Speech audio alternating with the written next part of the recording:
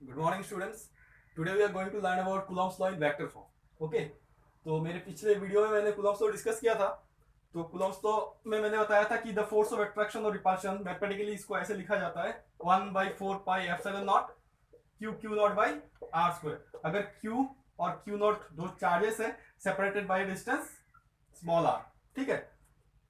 तो देखो यहाँ पे हम Coulomb's law इन वेक्टर फॉर्म, वेक्टर इस फॉर्मेट को हम वेक्टर में लिखेंगे. ठीक है. तो वेक्टर क्यों आया? क्योंकि हमें पता है जो फोर्स जो है, फोर्स एक वैसा फिजिकल क्वांटिटी है जो कि वेक्टर है. तो हम यहाँ पे Coulomb's लॉ को वेक्टर में रिप्रेजेंट करेंगे. तो Coulomb's लॉ को वेक्टर में रिप्रेजेंट करने से पहले let us try to understand some basic concept about vector जो हमने एचएस फर्स्ट ईयर में पहले से पढ़ के रखे हैं. ओके. तो वहां पे हमने एचएस फर्स्ट ईयर में पढ़े थे triangular law of vector addition. तो मैं इसको स्टार्ट करने से पहले तुम्हें ये बताना चाहता हूँ कि what is triangular law of addition, vector addition. तो उससे तुम्हें चीजों को अच्छी तरीके से समझ में आएगा. ओके. तो एक वेक्टर मान लो ऐसा है, ये एक वेक्टर है, उसका हेड से और एक टेल में दूसरा वेक्टर ऐसे डिनोट कर रहा हूं, और इन दोनों के बीच में एंगल अगर थीटा हो तो ये लॉ ऑफ वेक्टर एडिशन है. तो उससे हमें ये पता चलता है कि the resultant vector will be the represented by the third side of the triangle. ठीक है. तो ये a प्लस बी होता है. तो इसके बारे में ज्यादा डिस्कस नहीं कर रहा हूं, बस तुम्हें पता है मैं यहाँ पे इसको अप्लाई करने वाला हूं, इसीलिए मैंने इसको यहाँ पे ड्रॉ किया. मतलब तुम्हारा r जो रिजल्टेंट वेक्टर है वो sum of the two vectors है, और r इसका जो मैग्नीट्यूड है वो है root over a square plus b square plus twice ab cos theta. Theta is what? Theta is the angle between a and b. Okay. और एक चीज मैं बताना चाहता हूं यहाँ पे यूनिट वेक्टर के बारे में. यूनिट वेक्टर आपको पता है, अगर कोई भी वेक्टर ए एक वेक्टर हो, अगर मैं उसी वेक्टर को मान लो, इस ए वेक्टर को मैं उसके मैग्नीट्यूड से लिखना चाहता हूं, तो देखो ऐसे मैं नहीं लिख सकता क्योंकि यहाँ पे इस ये एक इक्वेशन हुआ, इसमें वेक्टर साइन है, इसमें वेक्टर साइन नहीं है. मतलब ए का तो तुमने मैग्नीट्यूड लिख लिया, अब इसका वेक्टर क्या होगा? तो उस वेक्टर को रिप्रेजेंट करने के लिए हम एक यूनिट वेक्टर यूज करते हैं. यूनिट इसलिए यूज करते हैं क्योंकि मैग्नीट्यूड तो इसका लिख ही लिया तुमने, इसका मैग्नीट्यूड 1 होना चाहिए और इसका जो वेक्टर होगा वो इसका डायरेक्शन होना चाहिए. ठीक है. इस हिसाब से अगर तुम एन कैप को, ये एन कैप लिखा मैंने, कैप होगा यूनिट वेक्टर का रिप्रेजेंटेशन. ओके. एन कैप क्या होगा? तो फिर ए वेक्टर डिवाइडेड बाय ए. तो बस ये एक रिकैपिचुलेशन है तुम्हारा प्रीवियस जो तुमने पढ़ा है. मैं तो इसी पे कॉन्सेंट्रेट करूंगा अभी. तो मुझे लगता है कि ये तुम समझ चुके हो जो मैं यहाँ पे अप्लाई करने वाला हूँ. ओके. तो देखो Coulomb's लॉ को मैं वेक्टर फॉर्म में ऐसे लिखूंगा. पहले कोऑर्डिनेट सिस्टम ले लेते हैं. ठीक है. मुझे दो चार्ज को रिप्रेजेंट करना है, तो मैंने कोऑर्डिनेट सिस्टम यहाँ पे ले लिया. एक्स वाई जेड मेरा एक कार्टेशियन कोऑर्डिनेट सिस्टम है, जहां पे मान लो यहाँ पे एक चार्ज है Q1. ठीक है. तो उसका पोजीशन वेक्टर में दे रहा हूं, मान लो यहाँ पे कहीं पे है, R1 वेक्टर से रिप्रेजेंट कर रहा हूं. ठीक है. और Q2 चार्ज कहीं पे यहाँ पे है. ओके. तो ये मेरा पोजीशन वेक्टर हो गया R2. इसको थोड़ा और बढ़ा देते हैं. ठीक है. तो ये R2 हो गया पोजीशन वेक्टर Q2 का. ठीक. तो ये एक वेक्टर ऐसे हुआ, ये एक वेक्टर ऐसे हुआ, और इन दोनों चार्जों के बीच में जो distance of separation between two charges है वो ये है. ठीक है. तो इसको मैं R12 से लिख रहा हूं. ठीक है. Coulomb's लॉ में तो मुझे ये चाहिए होगा, distance of separation between the two charges. तो अगर अब मैं Coulomb's लॉ लिखता हूं तो F equal to 1/4 pi epsilon naught Q1 Q2 by R square. ठीक है. तो R स्क्वायर मतलब यहाँ पे क्या है? R12 का स्क्वायर लिखना पड़ेगा. तो देखो यहाँ पे F ठीक से लिखता हूं मैं. यहाँ पे मैंने F के ऊपर वेक्टर नहीं दिया, अब मैं वेक्टर दे रहा हूं. तो अगर मैं वेक्टर दे रहा हूं तो ये फोर्स मतलब कुछ ऐसा है कि force experience by Q2, force experience by Q2 due to the presence of the charge Q1. इसको मैं ऐसे भी लिख सकता हूं, force on 2 due to 1. Okay. तो ये क्या होगा यहाँ पे? ये इसका ऐसे डिस्प्लेसमेंट जाएगा, तो ये R12 यहाँ पे कैप लिखना पड़ेगा क्योंकि मैग्नीट्यूड तो ये है, मैग्नीट्यूड तो तुमने लिख ही लिया. अब तो तुम्हें बस इस वेक्टर को रिप्रेजेंट करना है. तो इस वेक्टर को तुम कैसे रिप्रेजेंट करोगे? यूनिट वेक्टर से ही रिप्रेजेंट करोगे. यूनिट वेक्टर क्या है? तो फिर यूनिट वेक्टर तो ये है ना, इस डायरेक्शन पे है, क्योंकि ये इसको रिपेल करेगा। समझ रहे हो ना, इस फोर्स का डायरेक्शन क्या होगा, इस फोर्स का डायरेक्शन ही तो ये जो है, ये तो इसी फोर्स का डायरेक्शन रिप्रेजेंट करेगा, तो इसी डायरेक्शन में होगा ना, फोर्स ऑन टू वो रिपेल करेगा। Okay clear. तो this is not the end. देखो यहां पे मैं ऐसे लिख सकता हूं, अब देखो R12 वेक्टर, इस डायग्राम को समझने की कोशिश करो। यहां पे एक वेक्टर है, ठीक है, और इसका हेड से लेके यहां के टेल तक और एक वेक्टर है, मतलब R12 plus R1 equal to क्या होगा, R2 होगा। अभी अभी तो मैंने बताया था triangular law of vector addition, clear है, ठीक है। तो यहां से तुम R12 वेक्टर लिख सकते हो, देखो R2 माइनस R1, ठीक। तो अगर मैं ऐसे लिखूं R12 वेक्टर का मैग्नीट्यूड, मॉड साइन है ये, तो ये क्या होगा, R2 vector minus R1 vector का भी मैग्नीट्यूड होगा, क्लियर। तो मैं इसको यहां पे लिखता हूं, ठीक है।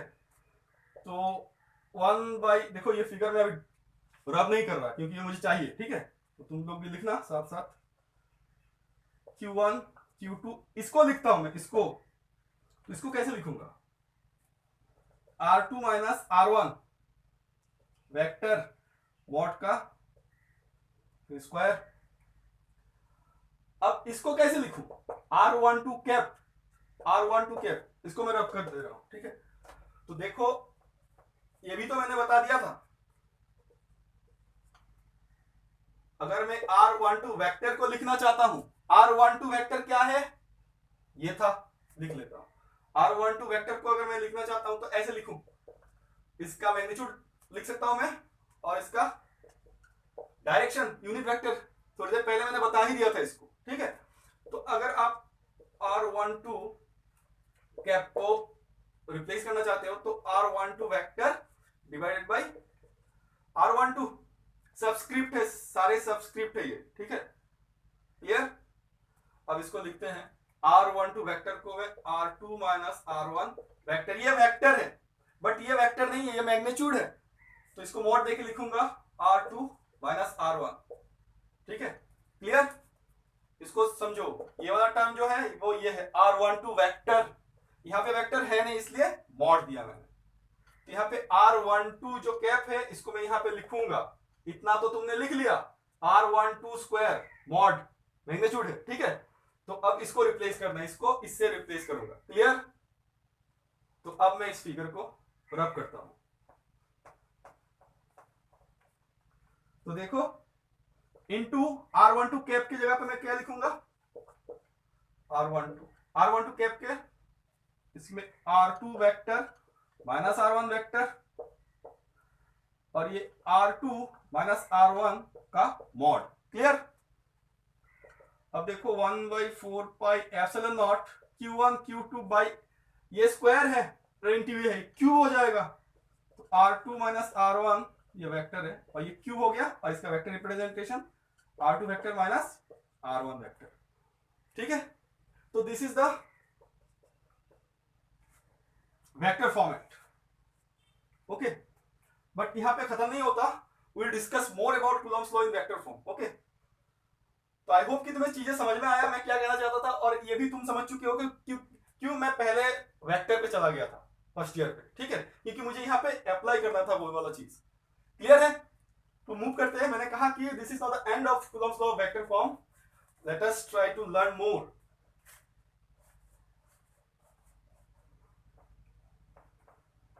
कूलम्ब्स लॉ जो वेक्टर फॉर्म है उससे हमें उसका फिजिकल इंटरप्रिटेशन में करूंगा अभी, ठीक है, Coulomb's law in vector form, ठीक है। अब मैं कार्टेशियन कोऑर्डिनेट नहीं लेता, बस एक चार्ज ले लेता हूं Q1 और दूसरा चार्ज Q2, प्लस, दोनों प्लस साइन है, ठीक है, दोनों के बीच में जो डिस्टेंस है वो R, अभी मैं R को चेंज कर दूंगा वैसे। अब समझने की कोशिश करो,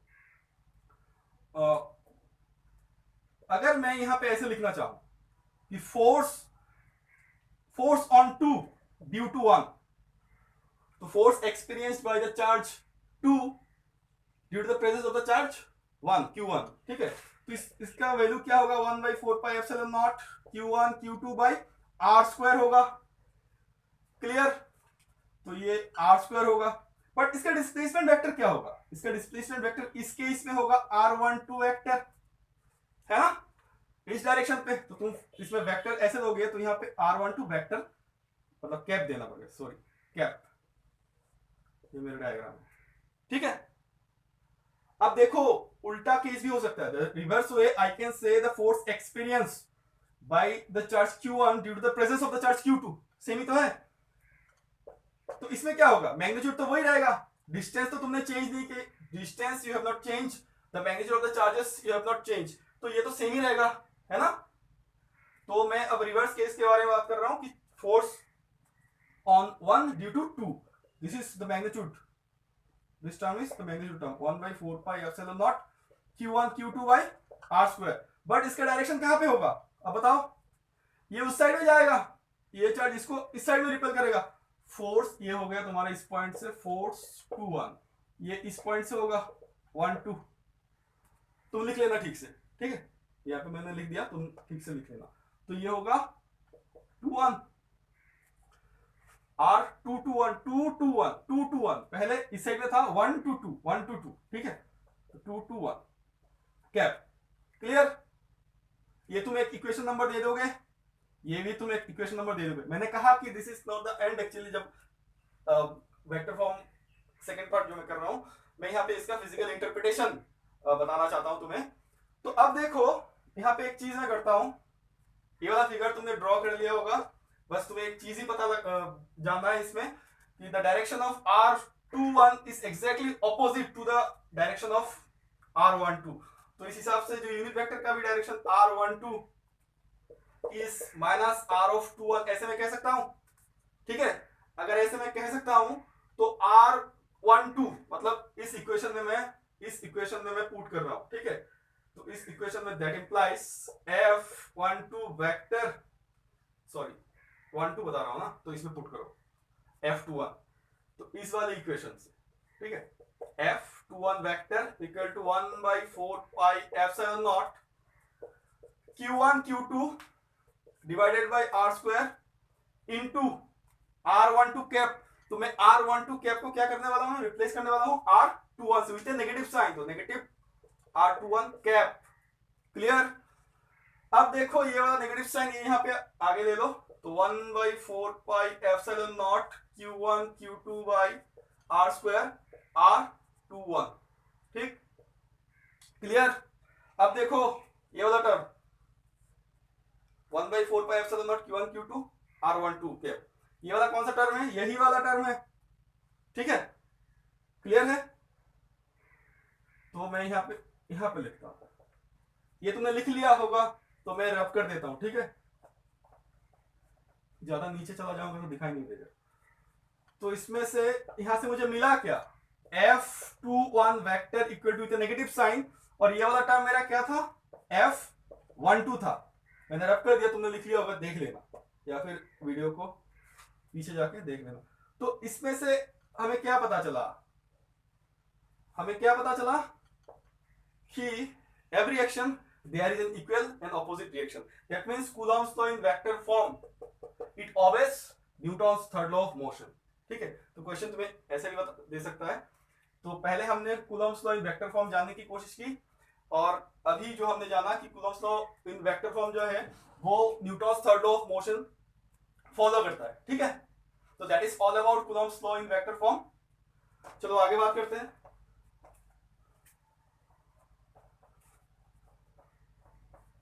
अभी तक हमने जो भी सीखा है ना, तो उसका थोड़ा एप्लीकेशन करेंगे with the help of some numericals, okay. तो Coulomb's लॉ का ही न्यूमेरिकल करेंगे Coulomb फोर्स के ऊपर।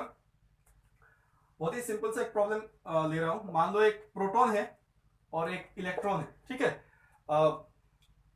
एक proton and an electron is separated by distance इतना, मान लो 20, छोटा डिस्टेंस होगा 2 नैनोमीटर।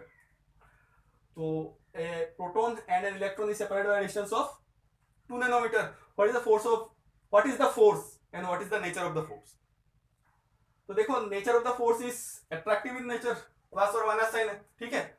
एंड मैग्नीट्यूड हमें पता है कैसे निकालना है, F = 1 by 4 pi epsilon naught q1 q2 by r square, तो 1/4πε0 का वैल्यू कितना होता है 9 into 10⁻9 into r square, r तो दिया हुआ है 2 इंटू 10⁻⁹ नैनोमीटर है, उसका होल स्क्वायर होगा। अब रहा Q1 और Q2, तुम्हें पता है Q इक्वल टू एन, पता है ना तुम्हें, तो Q इक्वल टू एन, यहाँ पे कितना प्रोटॉन है, एक ही प्रोटॉन है, तो 1e, तो Q1 हो गया तुम्हारा। Q2 एन ई ही लिखूंगा मैं यहाँ पे, क्योंकि मैं मैग्नीट्यूड लिख रहा हूं, माइनस साइन में नहीं दूंगा, वो मैंने पिछले वीडियो में बता भी दिया था, क्लियर। तो Q equal to n e, कितना इलेक्ट्रॉन है, एक ही इलेक्ट्रॉन है तुम्हारे पास, तो 1e, तो यहाँ पे भी E और यहाँ पे भी E, तो E इंटू ई स्क्वायर। अब बताओ E is what, basic unit of charge, उसका वैल्यू तुम्हें पता है, E equal to 1.6 into 10⁻⁻19 coulomb, clear. सारा वैल्यू मैंने दे दिया, तुम्हें यहाँ पे पुट करना है, आंसर तुम्हें ही निकालना है, ठीक है। तो ये कर देना। अच्छा मान लो यही वाला क्वेश्चन, क्वेश्चन नंबर 2 ऐसे क्रिएट करता हूं कि एक अल्फा पार्टिकल, लिख लेता हूं, लिख के चलता हूं, ठीक है। An alpha particle and a proton is separated by distance of, भाई डिस्टेंस रखता हूं मैं 2 nanometre. An alpha particle and a proton is separated by a distance of 2 nanometer. What is the force of attraction or repulsion? What is the force of attraction? और पहले तुम ये बताना है फोर्स ऑफ एट्रैक्शन और repulsion क्या होगा, attraction होगा या रिपल्शन होगा। एट्रैक्शन और रिपल्शन के बारे में हमें पता है वैसे, like charges repel each other, opposite charges attract each other. Alpha particle के बारे में तुम्हें पता होना चाहिए 2He4, ठीक है। अगर तुम फर्स्ट ईयर केमिस्ट्री में एटॉम पढ़ चुके हो, रदरफोर्ड थ्योरी, स्कैटरिंग एक्सपेरिमेंट पढ़ चुके हो, तो तुम्हें पता होगा अल्फा पार्टिकल क्या है, ये होता है तुम्हारा नंबर ऑफ प्रोटॉन, ठीक है। तो कितना नंबर ऑफ प्रोटॉन है, 2, तो 2e, क्लियर। प्रोटॉन क्या है, पॉजिटिव या नेगेटिव चार्ज, तो प्रोटॉन तो पॉजिटिव चार्ज है। तो ये तो अल्फा पार्टिकल के बारे में मैंने बताया, इसमें 2 प्रोटॉन है। अब उसके बाद क्या है, चार्ज पार्टिकल, वो भी प्रोटॉन ही है, तो वो E है और वो भी पॉजिटिव चार्ज है, क्लियर। तो पॉजिटिव चार्ज होगा तो फिर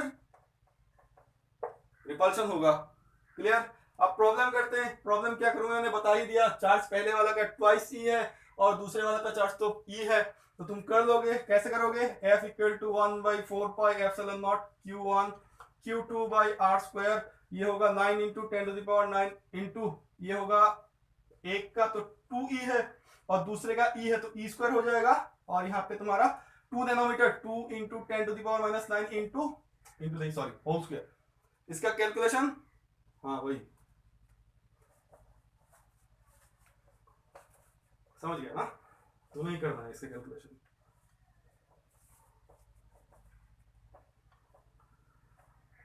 देखो ये छोटा छोटा न्यूमेरिकल है इसलिए फास्ट जा रहा हूं, और समझ में नहीं आया तो तुम बैक करके देखना, ठीक है। आगे बात करते हैं। चलो मैंने 2 चार्ज लिया, अभी चार्ज को ऐसे करते, 3 चार्ज लेते। मान लो मैंने एक इक्विलेटरल ट्रायंगल है, ठीक है, और इक्विलेटरल ट्रायंगल में मैंने चार्ज को 3 वर्टिसेस में ऐसे रखा, plus Q minus Q plus Q, ये A है पॉइंट, ये B है पॉइंट, ये C है पॉइंट। तो there is an equilateral triangle ABC is an equilateral triangle where the 3 charges are placed according to the figure as given here, okay। तो ये मान लो मेरा फिगर 1 है। तो ऐसे मैंने एक सिस्टम बनाया जो कि इक्विलेटरल ट्रायंगल है और 3 charges are distributed at the 3 vertices of the equilateral triangle, ठीक है। अब क्वेश्चन ये है कि what is the force experienced by the charge plus Q placed at point A। what is the force experienced by the charge plus Q placed at A। मतलब मैं simple force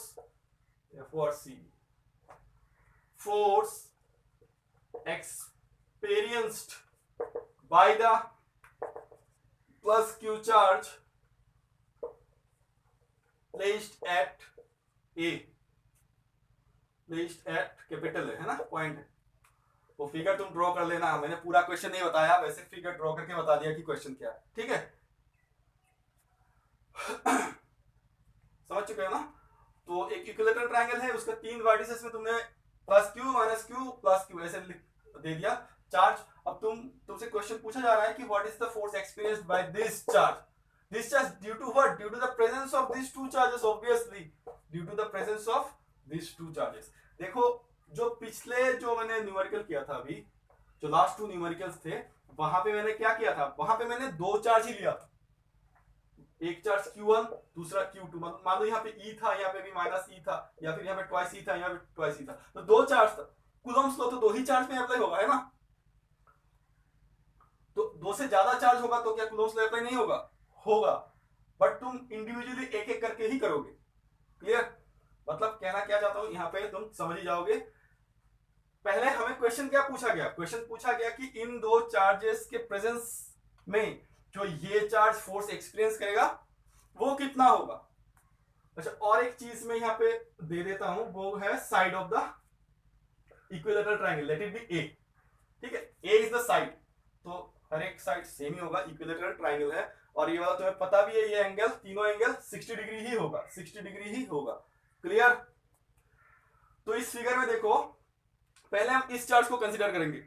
What is the force experienced by this charge due to the presence of this charge?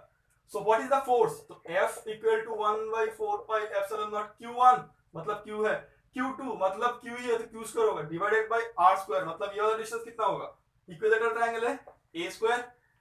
ठीक, तो देखो यहाँ पे मैं magnitude लिखा मैंने, मैग्नीट्यूड। एक्चुअली अगर डायरेक्शन की बात करें तो what is the direction, direction तो ये वाला चार्ज इसको इस डायरेक्शन में फोर्स देगा, मान लो ये वाला फोर्स F1 है, ठीक है। तो ये F1 का मैग्नीट्यूड ये है। क्लियर, ये वाला चार्ज क्या सिर्फ इसी चार्ज के लिए फोर्स एक्सपीरियंस कर रहा है, नहीं, इस चार्ज के लिए भी करेगा। तो इस चार्ज के लिए क्या होगा, किस डायरेक्शन में जाएगा, इस डायरेक्शन में जाएगा, क्योंकि ये नेगेटिव है, ये पॉजिटिव है, तो ये अट्रैक्ट करेगा, इसी डायरेक्शन में ये जाएगा। समझ रहे हो ना। तो ये वाला डायरेक्शन ऐसा होगा, और ये वाला फोर्स F2 होगा। अब F2 का मैग्नीट्यूड में अगर मैं यहाँ पे लिखना चाहता हूं तो वो 1 by 4 pi epsilon naught।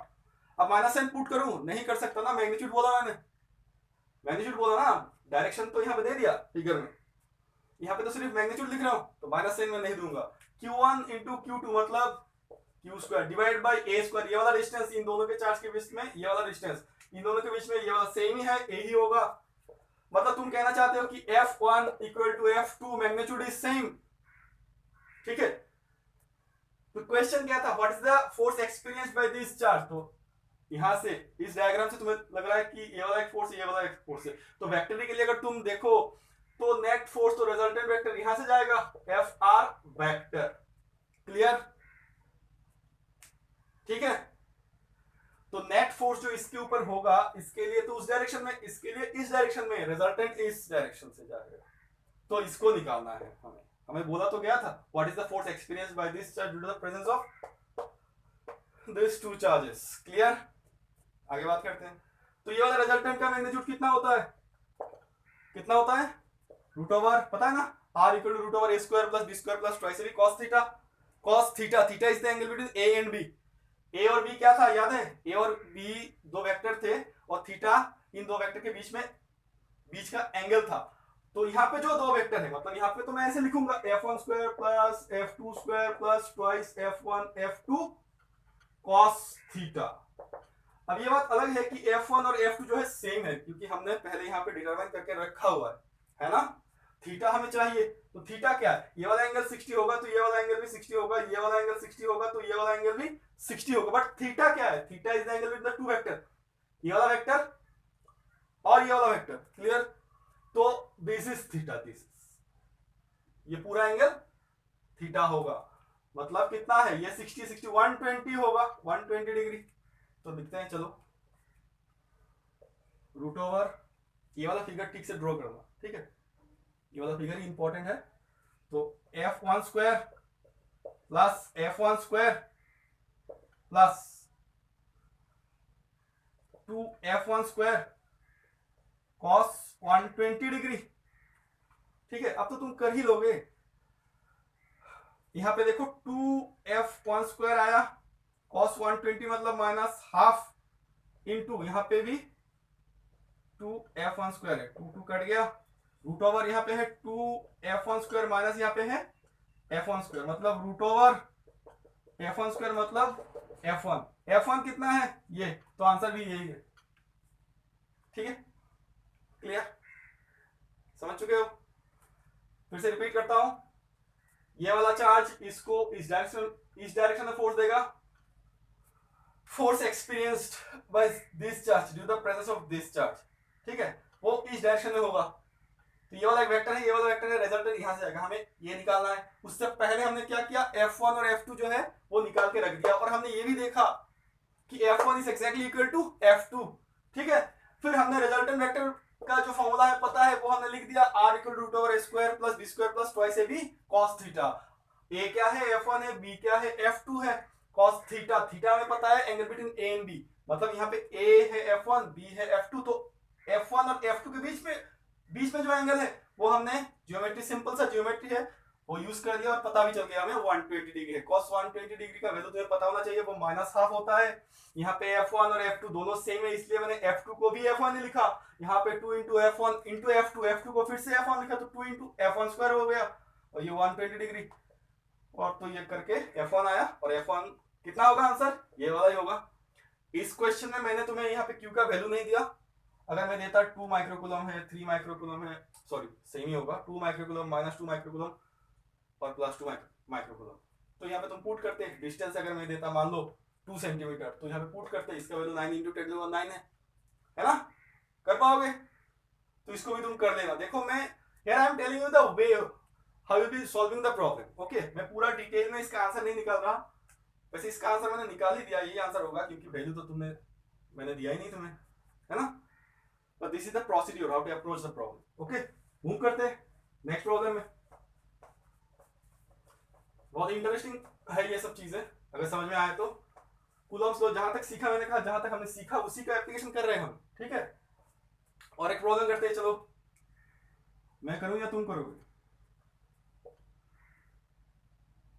अगर सिचुएशन ऐसा होता, वही वाला प्रॉब्लम को मैं कर रहा हूं, प्लस क्यू और यहां पे भी प्लस क्यू, अगर ऐसा सेम क्वेश्चन, बस चार्ज पिछले वाले प्रॉब्लम में plus q minus q plus q था, अब मैंने कहा plus q plus q plus q है। अब बताओ what is the force experienced by this charge due to the presence of this two charges. कर पाओगे? करोगे होमवर्क? मैं बता देता हूं फिर भी। लेट अस कंसीडर कि ये ए डिस्टेंस है, ठीक है, ये तुम्हें दे दिया गया, ए इज द साइड, तो ये इक्विलेटरल ट्रायंगल है, ठीक है। सारा देखने में नहीं लगता है, मुझे पता है, बट ये इक्विलेटरल ट्रायंगल है, लेट अस कंसीडर, ओके। तो ये वाला चार्ज इस चार्ज को इस साइड में फोर्स देगा, ये वाला फोर्स F1 ऐसे होगा, फिर ये वाला चार्ज इस चार्ज को उस साइड में फोर्स देगा, तो ये F2 होगा, रिजल्टेंट इस साइड से जाएगा, ठीक है। Angle between F1 and F2 क्या होगा? ये एंगल कितना है? वही तो होगा, कितना? 60 डिग्री, ठीक है। कर दोगे? इक्विलेटरल ट्रायंगल है, सारा एंगल 60 डिग्री ही होगा, क्लियर? कर दोगे, है ना। तो इसको करके कमेंट में इसका आंसर बताना मुझे। चलो आगे बात करते हैं।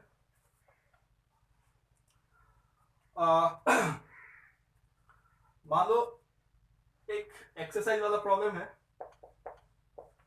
एक्सरसाइज 1.13, ठीक है। तो वो तुम क्वेश्चन वहां पे मिल जाएगा, बट एक्सरसाइज 1.13 से पहले एक्सरसाइज 1.12 जो है उसी का मतलब नेक्स्ट पार्ट है, ठीक है। तो एक्सरसाइज 1.12 तुम कर लोगे, सिंपल सा प्रॉब्लम है। एक्सरसाइज 1.13 में एक्सप्लेन कर रहा हूं, क्वेश्चन तुम्हें एक्सरसाइज एग्जांपल नहीं है ये, ठीक है, वहां से मिल जाएगा क्वेश्चन। तो 3 वहां पे बता रहा है कि 3 तुम्हारे पास स्फेरिकल बॉडी है, आइडेंटिकल है मटेरियल, इसका जो भी मटेरियल है ये भी सेम मटेरियल से बना है, ये भी सेम ही मटेरियल से बना है। आइडेंटिकल मतलब इसका रेडियस अगर r होगा तो इसका भी रेडियस r है और इसका भी रेडियस r है, ठीक है। मान लो ये a है, ये b है, ये c है, ठीक है।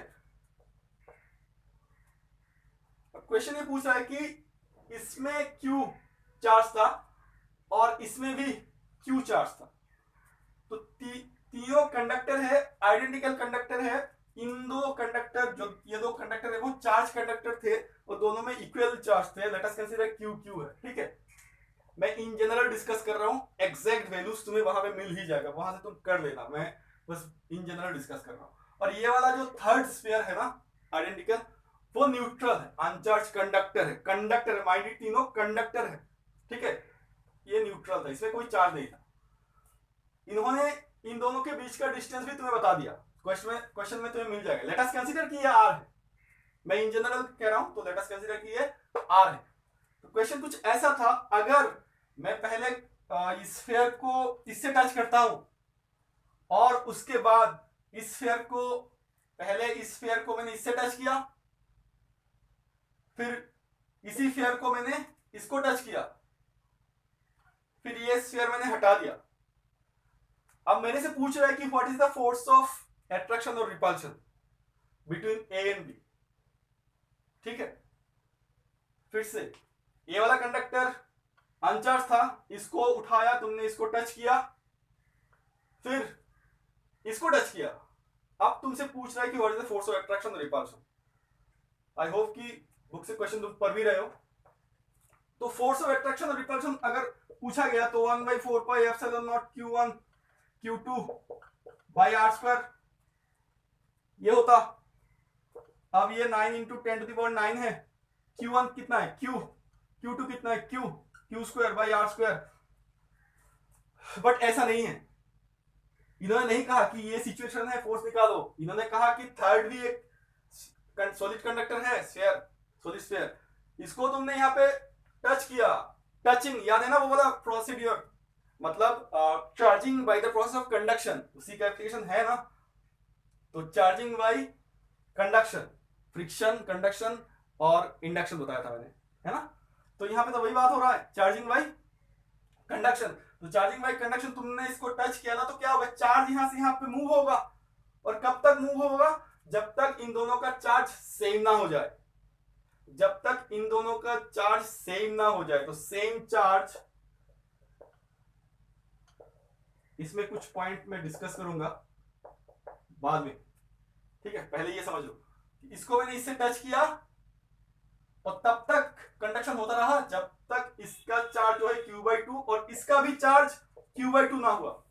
अब सेम हो गया, पहले Q था इसमें 0 था, तो पहले 0 था उसमें Q था और डिवाइड बाई सेम, Q/2 दोनों में इक्वल चार्ज होगा ना। तो इसमें भी अब Q/2 है चार्ज और इसमें Q/2 है, क्लियर।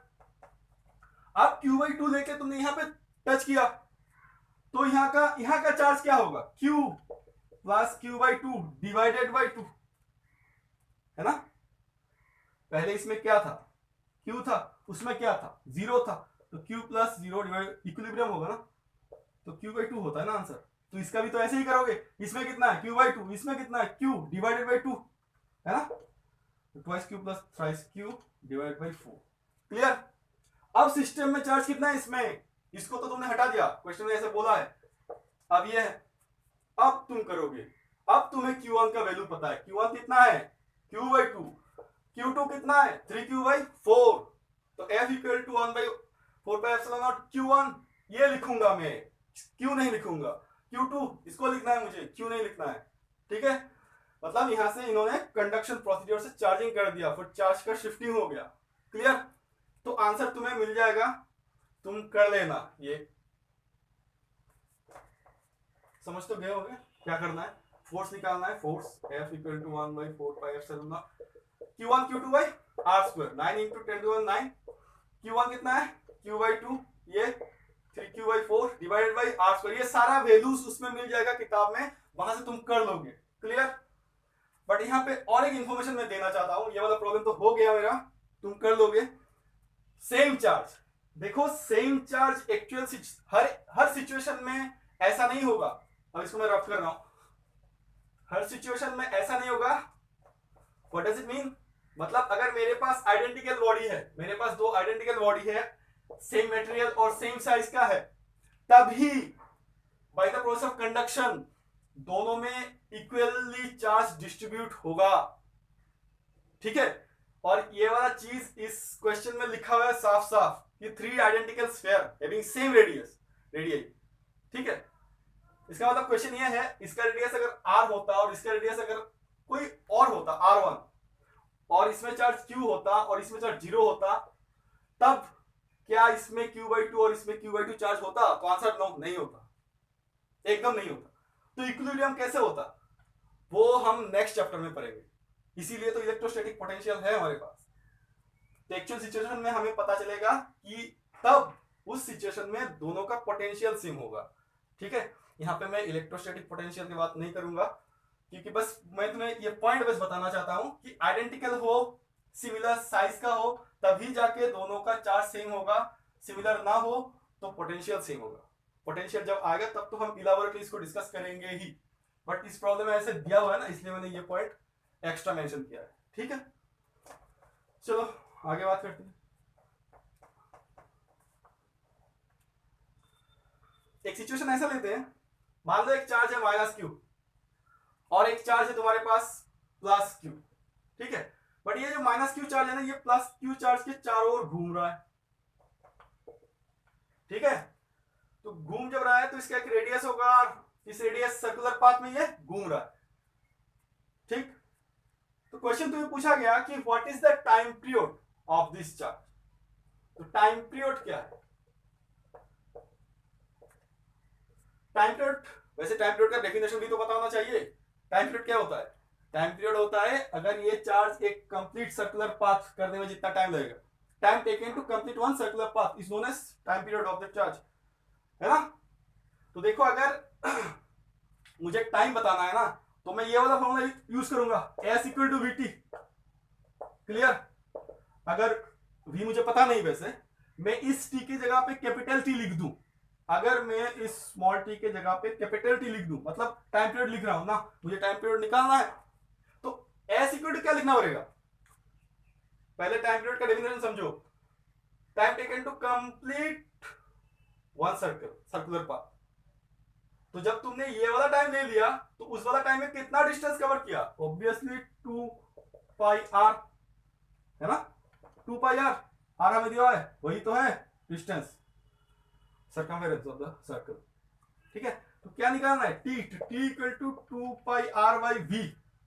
अब हम अगर v निकाल लेते हैं तो टाइम पीरियड निकल जाएगा।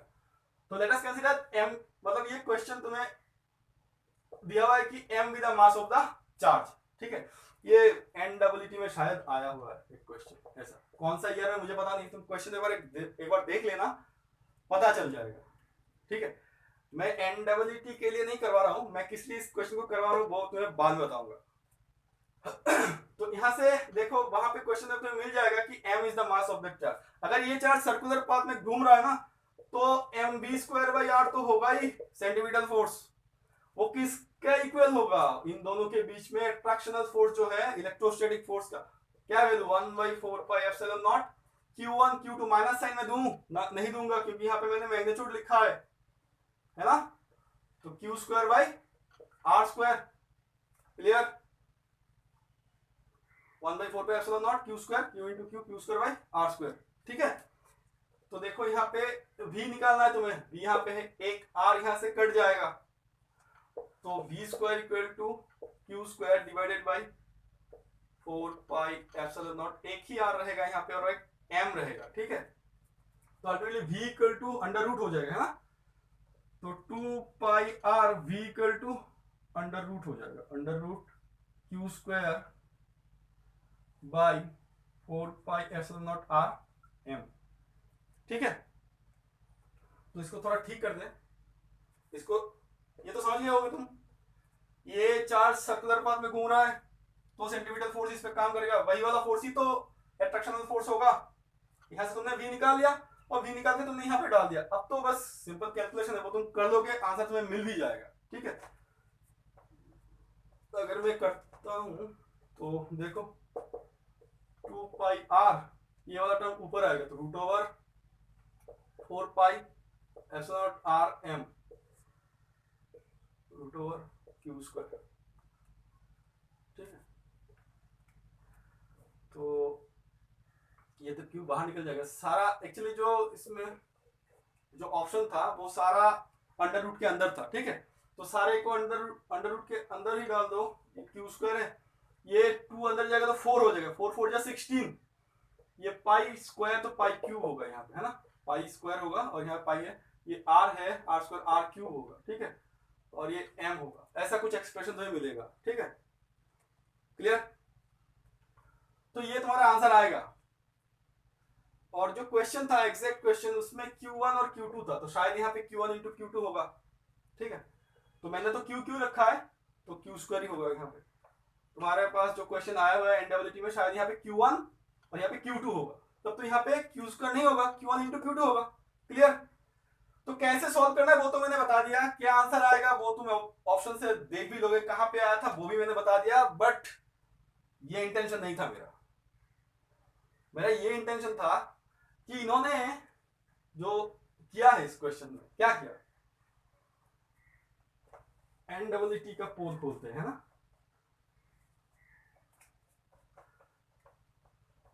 उन्होंने तुम्हें ये नहीं बताया कि उन्होंने तुम्हें ऐसे क्वेश्चन दिया कि एक माइनस Q1 चार्ज है और एक प्लस Q2 चार्ज है।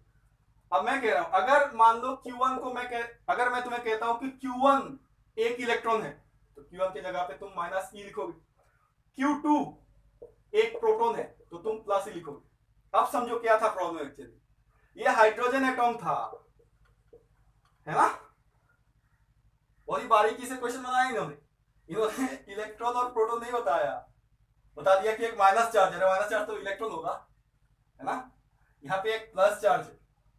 तो इन्होंने जैसे क्वेश्चन बताया, मतलब क्वेश्चन बनाने का जो उन्होंने क्वेश्चन प्रिपेयर किया वो थीम इसका था एक्चुअली, हाइड्रोजन एटॉम का। हाइड्रोजन एटॉम हमारे फिजिक्स में एचएस सेकेंड ईयर में है, वो हम बाद में बात करेंगे, पार्ट 2 में मिल जाएगा, बट ये तुम्हें पता है क्योंकि एचएस फर्स्ट ईयर में केमिस्ट्री में तुम पढ़ चुके हो, ठीक है। तो और भी सारे प्रॉब्लम है, बट आज के लिए मैं इतना ही रखता हूँ, ठीक है। नेक्स्ट वीडियो में और बात करेंगे, हम इलेक्ट्रिक फील्ड इंटेंसिटी के बारे में बात करेंगे। आई होप कि नेक्स्ट वीडियो में बहुत जल्दी बनाऊं। Thank you, thanks for your support and thanks for listening me, thank you.